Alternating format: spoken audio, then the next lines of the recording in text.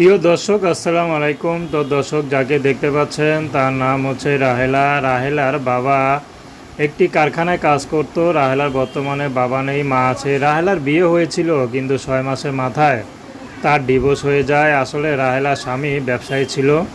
তো রাহেলারা গরিব বলে তার পরিবার, স্বামীর পরিবার অনেক অপবাদ করত, অন্যায় দিত, অনেক শরম দিত। কিন্তু রাহেলা তারপরে সহ্য করে তার স্বামীর ভাত খেতে চেয়েছিল। কিন্তু শেষমেশ কী জানি হলো, স্বামী তাকে ডিভোর্স দিয়ে দিল। রাহেলার সন্তান হয়নি। তো বর্তমানে রাহেলা চাচ্ছে যদি ভালো একটা মানুষ পায়, তার বয়স 70-80 হোক, রাহেলা রাজি আছে। যদি সারা জীবন তার সেবা করতে হয়, সেবা করবে। আসলে রাহেলা সবসময় পর্দা করে।